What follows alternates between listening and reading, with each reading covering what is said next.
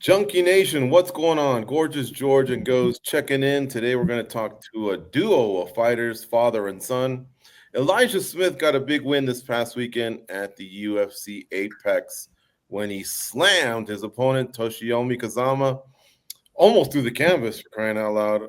Round one stoppage. His dad is Gilbert Smith, Midnight Magic, also formerly from The Ultimate Fighter. Hello, gentlemen. How are you, sir? I'm doing How good. are Yeah, you we're doing both, great, sirs? sir. All right. That slam. I got my friends who aren't even MMA fans telling me, "Hey, did you see that?" Of course, I seen it. That was ridiculous. And you even got a call from Rampage, and Rampage doesn't follow the sport as much as he used Yeah, to. But he went out of his way, Elijah, to let you know that shit was tight. yeah, we're in the works right now. Hopefully to get on the podcast with him, and that'd be dope. Yeah.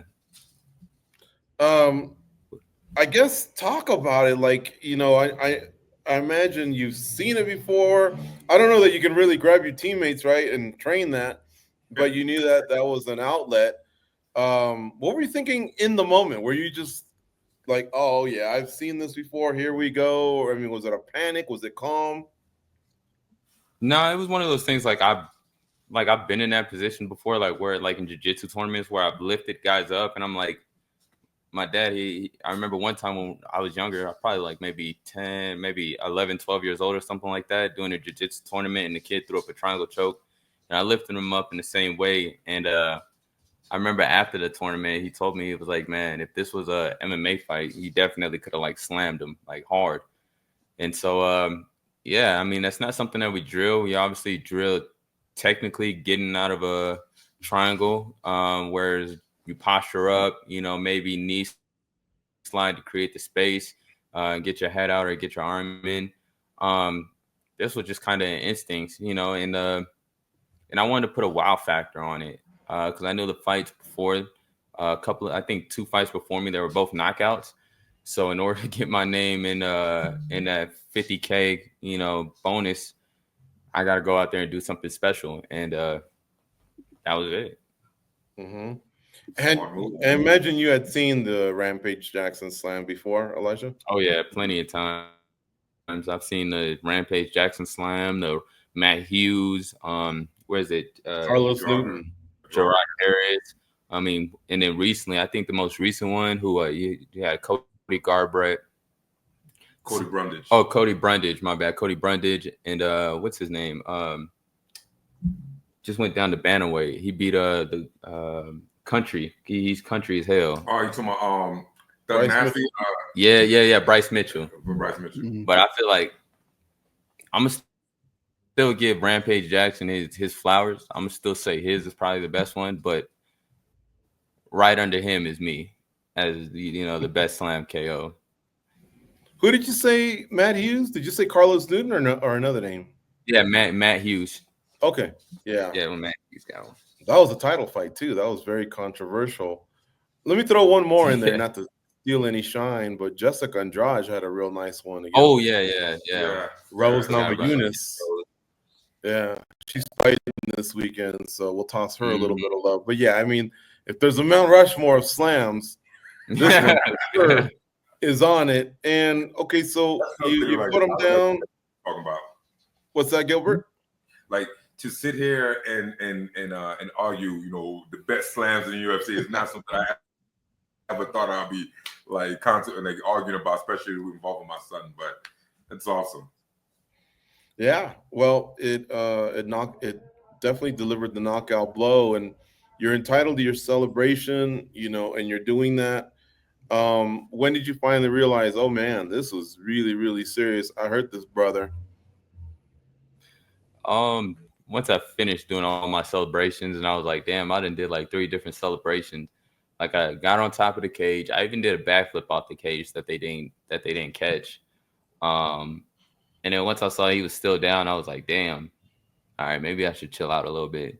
And then once I seen him like he kind of like came back and he was like playing with his hair, like kind of like just trying to figure out like what the hell happened. Once I saw that he was awake, I was like, okay, we're good.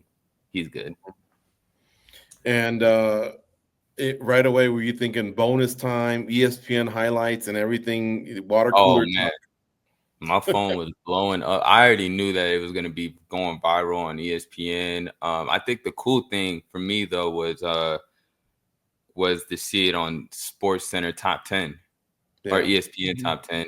And yeah, after the fight, I had met up with one of my guys.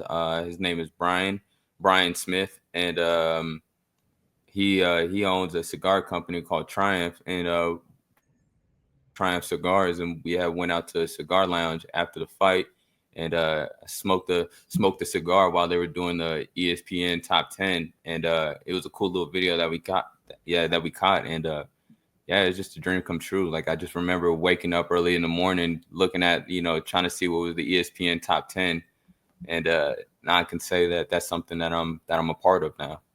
Yeah, Sure. and to be honest, it should have been number one instead of number 4 on ESPN. I think number 1 was like a home run or something like that. But like I feel like when it comes to these other things that happen, it happens so often with home run, another home run. I mean, cool, but how many times do you see a power slam in a low weight division that was so devastating? Like that should have been number 1. But I guess my opinion. No, I agree. This was unique. It should have been number 1. Home runs are a dime a dozen. Unless he would hit it off planet Earth.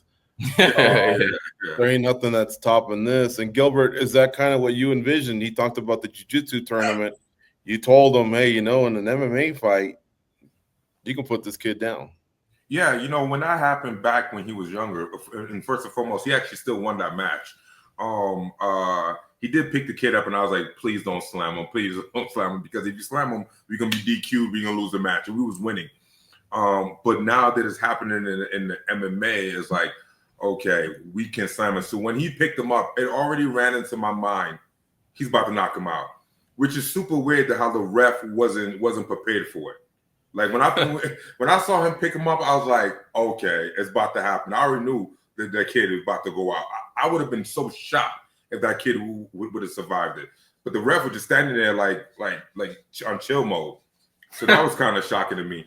But I was really excited about the whole thing, man. I was really happy for him. And I was happy that the kid also wasn't really hurt.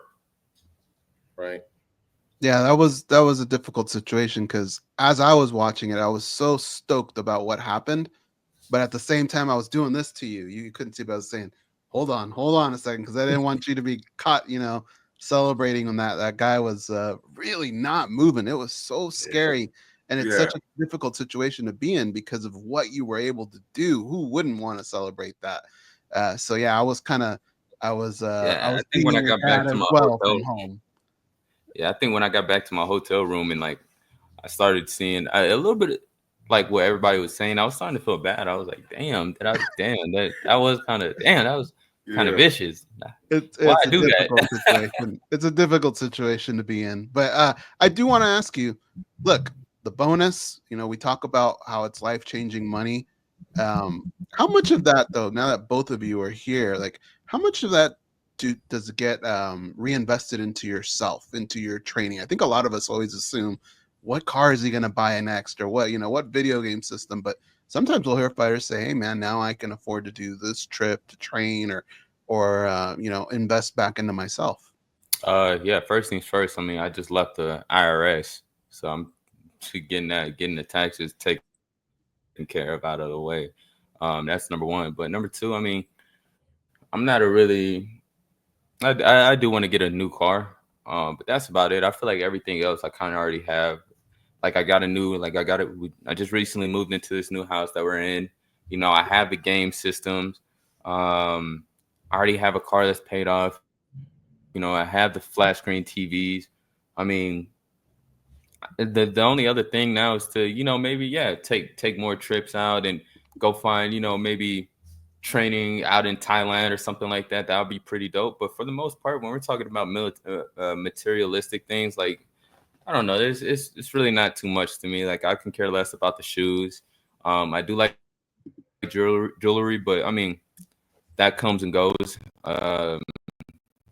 Yeah, I feel like right now, I mean, even when it comes around the times like Christmas, when everybody's always asking me like, what do I want? I'm like, shit, I don't know what I want, because I feel like I kind of already got everything. I like to think of like using money to making more memories instead of more materialistic things. And if it is materialistic, it'll be like something good for the gym. Yeah.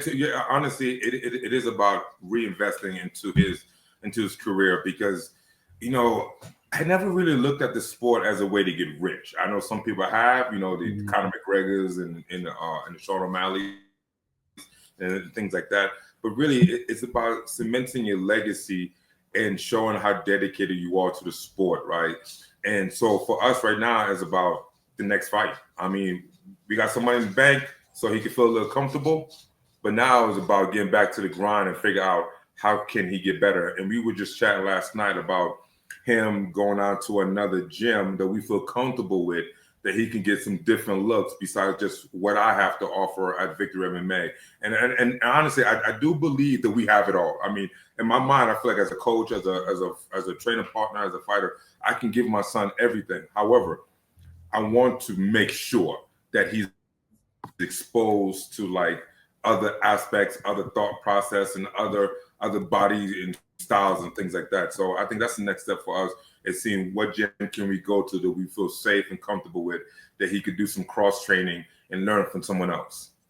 So when you guys go back and watch this interview, you might not be able to tell, but the whole time Elijah was talking, I was watching Dad to make sure to see if he was believing everything Elijah was saying. Because in my head, I'm thinking, what's in this guy's Amazon cart right now? You know, it's got to be packed. George, what do you think? What's the over-under on that cart? There's got to be something in there, right? He's loading up that cart. I know him, sure. You know what? Hey, you know what? I'm an Amazon junkie. I'll show y'all right now. What's in there? There's got to be something crazy in there. Come on. Ain't nothing in my cart. And all that Barbie stuff, that's for my daughter. Like, I'm not like I'm like, the only thing that I'm being, like, to be honest, 100% honest, like the only thing that I'm looking forward to getting right now, and it's still like up in the air if I want to do it, is getting a new vehicle. I've had some. I'm probably, like, after this, I might go to the dealership, go test drive some stuff, but nothing set in stone. But that's the only thing that I really want to get for myself. But yeah, I mean, for the most part, it's so funny, as like, you know, when you don't have a lot of money, that's when you got to pay for everything, you know. Mm-hmm. But once you start getting money and you start getting a little bit of fame, a little bit of notoriety, that's when stuff starts coming free to you. Like, you start, you know, sponsors start sending you out stuff, you know, supplements, protein shakes, I mean, jewelry, hats, shirts, and you're like, damn, like, now that I have money, I really don't need to spend it, because all these sponsors, they're supporting and loving that, they want to, you know, they're going to cover it. So, I mean, and by the way, I don't mean to cut you off. These companies that's gonna be coming your way, like I say, yesterday's price is not today's price. You know, yeah. Back when we was looking for sponsors and no one was hitting us up, or hey, yeah, we send you a couple of free T-shirts. You know, now things are a little different. Now you're like, hey, we would love to support your brand and your products, but now we got to get paid, because, you know, we put the work in. And now we got some real fame behind us. Yeah. Like, even this chain right here, like, this chain was like, I didn't pay for it. It was gifted to a guy named I can't remember his name, but he has his company is called Jade Relations, and they're out of Stockton, California. And he DM'd me and he hit me up. He was like, "Yo, I would like to make a piece for you." And it says Swift. It's 100% Jade. And oh, nice. Yeah, it was a dope piece. So, like, stuff like that, like, when people want to support you, like, they'll take care of you. Elijah, can I give you a piece of old man advice? You ready for this? Yes, sir. I always take all advice. Whenever I get what would be my version of a bonus, I always like to buy one thing that I can always look at and go, this came from that. So if you do get that car, that license plate, you got to figure out how to make it like Power Bomb or something, you know, the right letters. Oh yeah, I was thinking like maybe like Swift. Yeah, because my nickname Elijah Swift Smith. I was thinking that Swift, like, Swift make it. Yeah, that'll work. Swift 02. Let's talk a little bit about your division. Your division is absolutely nuts, right? I mean, it's probably the best division in mixed martial arts right now. We all saw the ending to this fight and what you can do. My question is, where do you feel like where do you fit into the division? Because, sometimes we'll get fighters and they'll say, look, I'm going to be honest right now. I have some work to do. And then sometimes we'll get fighters and they'll go, I got something for the champ right now. It's just a matter of time. Where do you feel like you fit in? I feel By like the end of the year, I want a championship fight. That's what we look for. Against Zhang Wei Li. But no, where I see myself, I see myself only getting better. And right now, we're taking it slow, step by step. I want to say I'm still fairly new into the sport. So I still want to give myself some time. We got to the UFC pretty fast. And, I don't expect, these big top contenders just yet. Obviously, when I get to my second contract, we can start talking about, ranked opponents and stuff like that. But, I'm taking it slow. Everybody's at their own rhythm. And right now I'm at my own rhythm right now. And I feel good. And whatever name pops up that makes sense, my manager, Jason House at Iridium, they'll come to us and then we'll talk. Me and my pops will talk about it. And if it makes sense, then it makes sense. If it doesn't, then we move on. Yeah, I mean, the fight has to match the pay. And right now we sitting at, the first contract pay, which is relatively small. So we're not looking to fight some killer and making pennies on it. You know what I'm saying? It doesn't really make sense. This is a sport, but it's also a business, not just for the UFC. It's also a business for us. So we got to make sense. We got to fight guys on our level that makes sense with the pay that we're getting. So, we're not trying to do anything crazy. Just said he's 22. He got a lot of time to grow and to move up in the sport. But sooner or later, Elijah's he's gonna move up into the rankings. He's gonna get that main event status, and one day, God's willing, he's gonna get that championship belt. Yeah, I like to say I'm good. I'm good right now, but I'm not as good as those ranked opponent guys. Not just yet. I've definitely sparred. There's definitely levels to the game, and when my time comes, I'll be ready. Yeah. So people don't understand fighters, right? like Elijah has been showing like he's a monster, but he has taken some butt whippers in the gym, which is good because that's what we want. We want Elijah to be uncomfortable. We want to put Elijah into bad positions. We want him to lose as much as possible in the gym. So when we get into the fight, he knows how to handle those situations. So we're not trying to act like Elijah is perfect. He's going to be he's the best right now. I'm happy where we at, but we got a lot of room for growth. And both me as a coach, him as a fighter, us as a team. What's the best advice your dad's given you, Elijah, through this journey? Best advice? I mean, everything. But he says so much. It's like, all right, cool. Yeah. But I think the number one thing that he always tells me is remember who you are. Even this last fight, he told me, he was like, you fought the veterans in the UFC. You beat them. You beat the tough guys and Aaron Tao and Robert Trujillo. You beat the up and coming prospects and Josh Walker. You beat the specialists in these wrestlers and jiu-jitsu guys like Toshiami Kazama or my past opponent, Christian Strong. You already felt it. So just believe in yourself and don't make the fight harder than what it has to be. Just go out there and be you. Be swift. Yeah, I told him that, I gave him this whole speech. It was so funny. Funny thing about the speech, I thought about it when I was taking a shower the night before, and I was like, I want to make sure my words are impeccable. Like I don't want to say random stuff like, "Hey man, you got this. You're so strong." I wanted to say something that's going to resonate with them, and I talked about the things he already experienced. Because the biggest thing is sometimes there's little small words that can really change your mindset or kind of cement your mindset going into a fight. And I told him, like, hey, listen, I know we're supposed to beat this guy because you're like the biggest favorite on the card. I don't want you to get wrapped up on that, like, we have to beat him. Because you're going to beat him.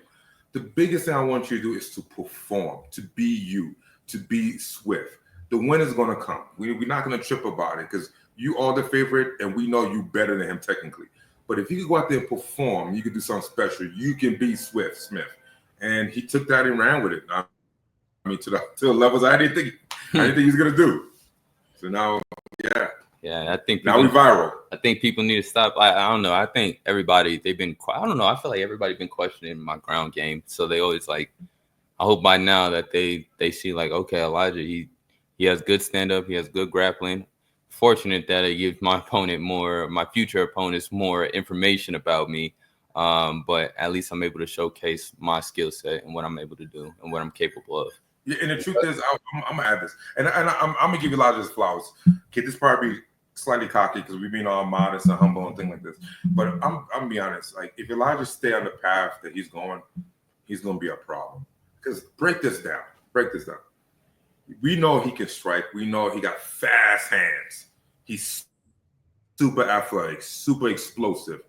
He has good wrestling. He will blast W before you even blink. On the ground, he is hard to sweep and he's hard to submit. And I know, I grapple with them. I've seen him go with other guys, other black belts, brown belts, purple belts. I've seen his submission defense and this fight and the last fight, footlocks or chokes. We've seen his power. We've seen him knock people out. And the biggest thing is his fight IQ. His fight IQ. He, like, you see the way he picked the guy up and he pushed his head down. Like, you see the movements. If you watch the fight as the guy was attacking the footlocks, and you could tell he was very experienced with it. Right? Yeah. And you can see how Elijah was adapted and moving. And not only doing that, landing strikes, devastating strikes. He was landing good punches in small areas. That's not easy to do when someone's trying to attack you. And then in the last piece I'm going to add to this, because we talk about his power, speed, fight IQ, it's his youth. He's only 22. So, yeah, man, I really believe we got something special, and I think we could take over the division. And not saying it's going to be easy, but we have a path to our success, and we just got to keep driving forward. We caught that too, that adjustment that you made with your hand, because in the Rampage slam, he actually got headbutted, I guess, by Arona coming back to him. So I believe in the fighter IQ as well. You seemed very calm when he was attacking your legs. He was a strong, wiry guy, man. The way he took your back, it was all really fast. So you had to stay calm because he had. And I was actually pissed that I gave up that takedown. But the only reason why he got that takedown was because we knew. I literally told my guy Dylan, one of my cornermen, the night before. I was like, man, I was just watching some of Toshiami's past fights, and I was like, man, he just like goes into shoots for a double just nakedly, like no setup out. And I told him, I was like, bro, if he does that, I'm gonna come in I'm gonna try to hit him with a flying knee.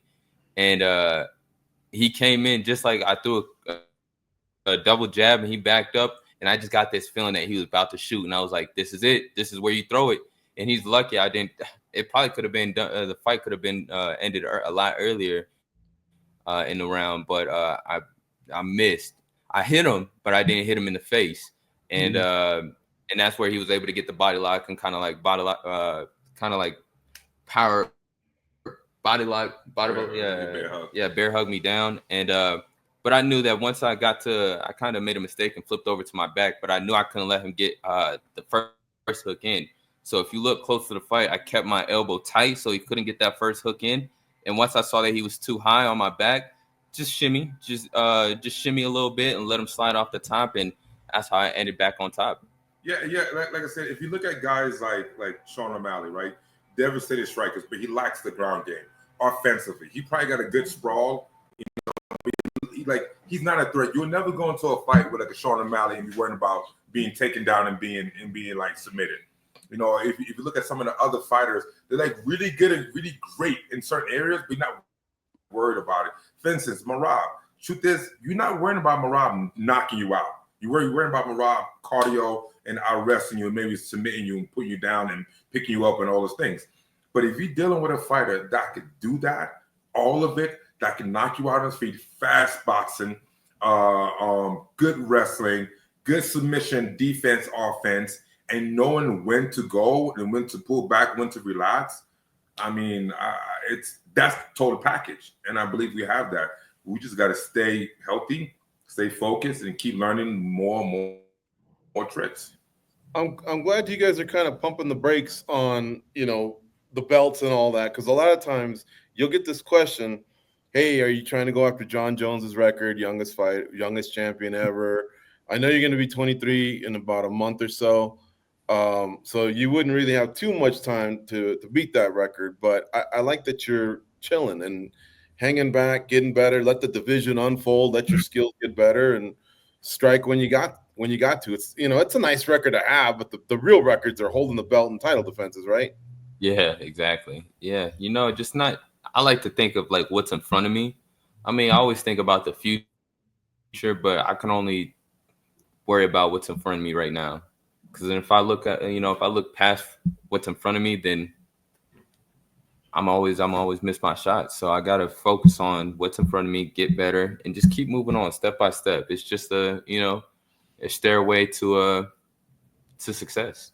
What kind of car are you going to shop for today? Sounds like you actually headed that way today. What are you looking at? I don't know. I always wanted to get me a nice truck, a Ram 1500. But what do you also, got now, by the way? If I told you what I'm driving right now, so I work at Subaru, so I drive a 2019 Subaru Crosstrek. They call that I'm not even gonna say. I ain't even trying to get canceled, but I tell them, I say it looks like a lesbian car. Like if you look at lesbians in Colorado, they all of them drive the car that he has. Yeah. Like you just expect to see a young black kid coming out of a car like that. But it's such a good, reliable car, and it was a good. I felt like that was a good car for me to get. Like I said, it's all-wheel drive, good on gas mileage, still pretty good space, and but yeah, now I want something that's more that says Elijah Swift Smith, something that kind of something that says Rampage Jackson just hit me up. A beautiful slam. Yeah. All right, exactly. I hear you. Hey, last question. We appreciate your guys' time. Do you want to fight again in 2025, or are you ready to just turn the page? Here's why I asked that question. There was a big announcement today that the UFC's headed to Paramount and CBS. Yes. And I'm just wondering, I'm just thinking, payback for ESPN not putting you in the number one. Hey, I'm done with you guys. Yeah. I'm ready for CBS and Paramount next year. But two, it kind of would be nice to kind of be featured as one of the early fighters in that new era, right, of the CBS Paramount era. It's going to be for the next 7 years. Your thoughts? Yeah. I mean, to be honest, that people are always going to remember me after Saturday night, so it doesn't matter. I do want to fight one more time before the end of the year. My manager, he asked me if November, December would be a good time frame. I was like, hell yeah. I don't see why not. Why wouldn't it be? So just finish out this contract, man, to get some real money. Yeah, exactly. The faster we finish out this contract, I got one more fight on two more. Yeah, I got 2 more fights on my contract. So let's go ahead and let's start knocking them out and let's keep moving, man. I'm healthy. I'm ready to go and see what the future brings. But I mean, when it comes down to the Paramount thing, I think that's pretty dope. I think that's going to be huge. But at the end of the day, when it comes down to pay-per-view, I'm still new into the company, so it's not like I'm the main event pay-per-view. So pay-per-views don't really matter to me right now. But so I think it's going to make it a lot easier for my friends and my family to really find the streams, because a lot of people, they're like asking me, how do I watch the fight? When I tell them ESPN Plus, I mean, most people don't really have ESPN Plus. I mean, it's not as popular as like, Netflix or Paramount or something like that. So I think this is definitely a great move. I was hoping it was going to be Netflix because everybody got Netflix, but, I guess Paramount. I don't have the Paramount app. I'm telling you, man. Well, I bet, man, this is more people going to have Paramount. Yeah, everybody going to have it now. Like, and the thing about the whole ESPN app, I feel like if UFC leaves them, I mean, when they leave them, like, that's going to die. Like, who's going to have the ESPN to watch soccer? Yeah. I mean, basketball. Baseball.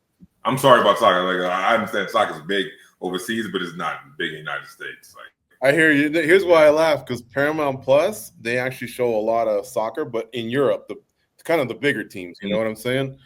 And so there'll be some cross promotion. Yellowstone, Landman, Tulsa King, Mayor Kingstown, Lioness. There's some good shows on Paramount Plus.